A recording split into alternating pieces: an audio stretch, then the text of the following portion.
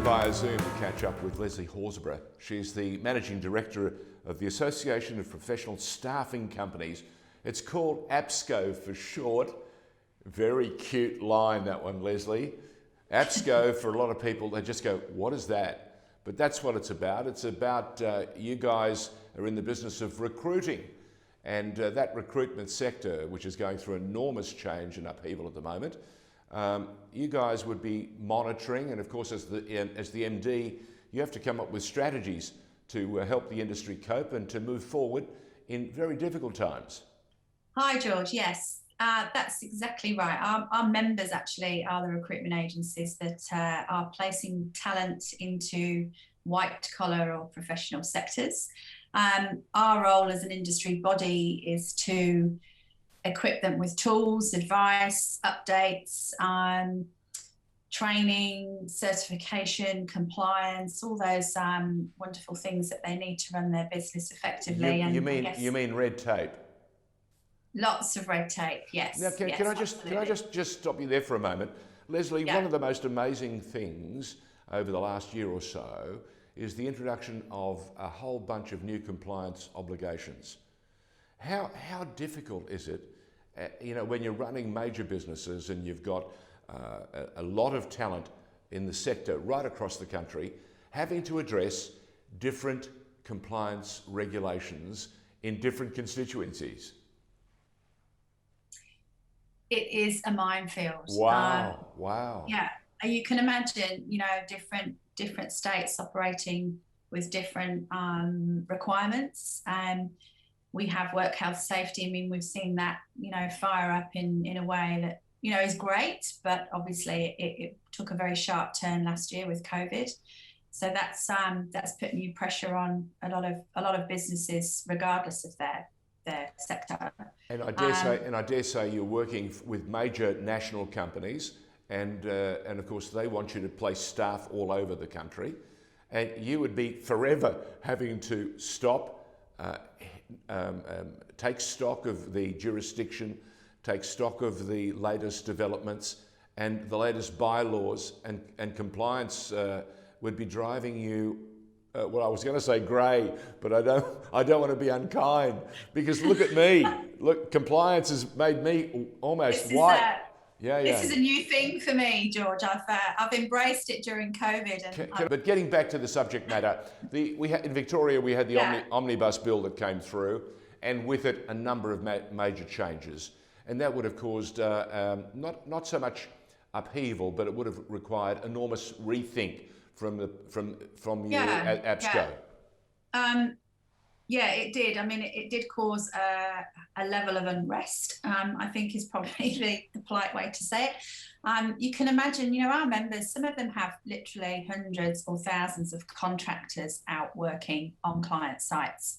And all of a sudden, they're having to consider, excuse me, the challenge of offering them permanent work, the threat of them perhaps making potential claims.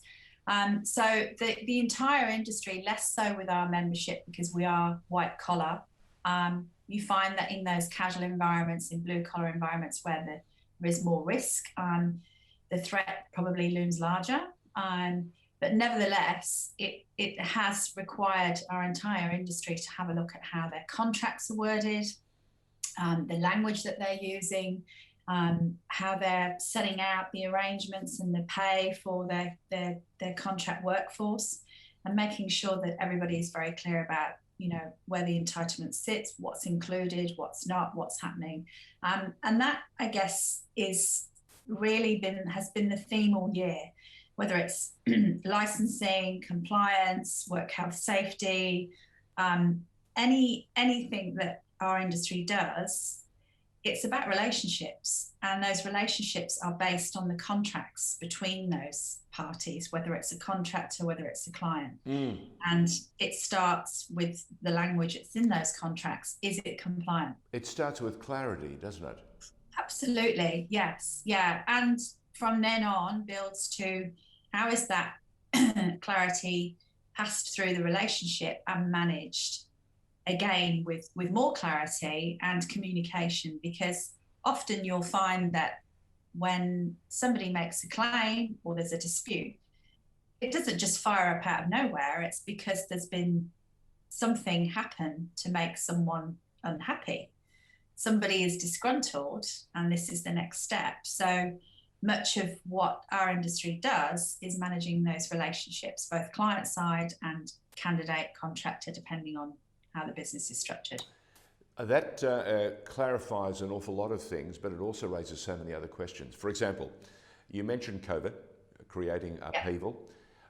We've just had another scare in Victoria. It looks like the borders are going to be closed, and in fact, if Victoria doesn't close them, other states are. How hard does that make what you do, with the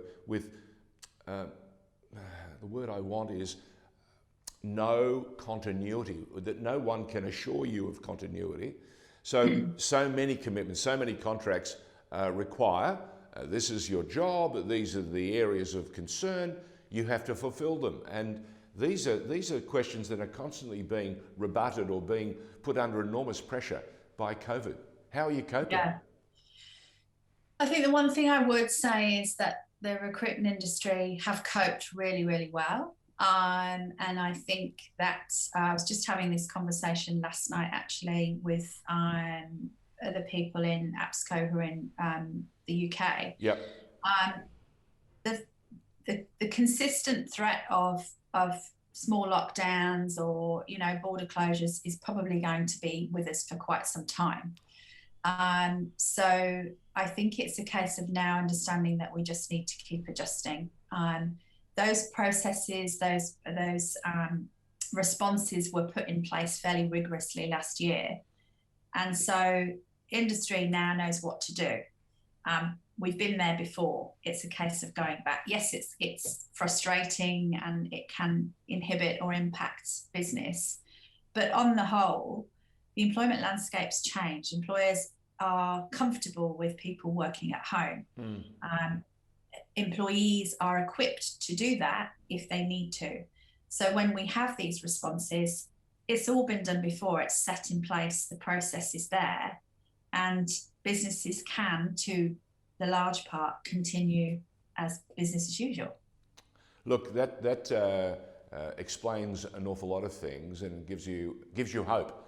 And recruitment is one of those industries where when you're bringing good people in, you can actually make enormous change to this business, especially if you're recruiting someone more substantial, a director, or not so much a director, but key management staff, because they can change the culture along, can't they? If we're talking executive search, which is the next level above recruitment, you're bringing C-suite and above professionals in, and they do change the culture, don't they? Absolutely, but they have a role of filtering that down to every single employee. So it starts. So you said you had a recent meeting at APSco, and you've had a look at the marketplace, this very complex marketplace that we're in at the moment. What was the biggest thing to come out of it? The recent conference that we had last week for our members. It was interesting. We had a very defined day. The morning was all about compliance, all about the legislation and what that landscape looks like and how it's impacting members. And I have to say, most people turned up because of that piece. But our afternoon then switched pace towards talent acquisition and what that talent pool looks like now, the very stark reality of the shortages that we're facing, and then how diversity and inclusion should form, if it's not already, part of your strategy to widen that talent pool and start to tap into people, candidates, talent, however you want to term them, that you may not have considered before. Now, for our members, that's a case of within their own businesses, but also having those conversations with their clients to make sure that whatever host employer it is considering mature age workers, people with disability, minority groups, whatever it might be, women in tech. It's all there. And now we've got to get a little bit smarter about where we're looking and who we're looking at. That's fantastic. That to me, as being someone who has seen what the challenges of diversity, having worked in the media for the better part of 40 years, I remember the days when we arrived on the scene and everyone was terrified that we were going to shake up the television world. Well, we did a little bit. We changed some things, but we gave people a window to a world that they hadn't seen before. And I suppose in some respects, this deeper pool, this wider pool, will also bring some joy to many, many very talented people who maybe haven't had a chance to put their hand up, or if they have put their hand up, haven't been seen in the frequency that possibly they deserve to be. So there is light at the end of the tunnel is what you're saying, and APSco will have to be working smarter and, as they say, longer hours to make sure that they bring in the sort of talent that will be one capable of bringing the change and answering the call, but also two, appeasing the people who require the new staff. Yeah, that's right. That's absolutely right. There's some very exciting opportunity out there, but it takes change, and it takes change not just about ticking boxes, not just about saying yes, we've hired 3 women, or we've whatever it might be. Yep. It's about understanding those people, bringing them into the fold. And one of our speakers talked about belonging, and it was a really important, a bit of a light bulb moment, I think, for a lot of our attendees. It's not just about quotas, or it's about understanding that diversity and inclusion is about belonging. Everybody deserves to belong somewhere, and everybody wants to feel like they belong somewhere. And being at work and how long we spend in our workplace, it's so key that whoever you have in your workplace feels like they belong, and what you're doing makes a difference and matters to them. Oh yeah, and their self-worth goes up appreciably. Absolutely, yes. Lesley Horsburgh, it's been a delight to catch up with you and meet you and find out a bit Likewise. more about APSco and what they do, and Thank understanding too that there is light at the tunnel, despite COVID creating so many problems and affording you enough challenges in compliance to drive someone nuts. It is exciting to think that just around the corner, we're also likely to see more and more diversity come into the marketplace to answer the call and also answer the shortages. Let's hope so. All the very best. Thank you, Thank you once again. Lesley Horsburgh Thank from you. APSco, the MD. Thank you. Thanks very much. Bye.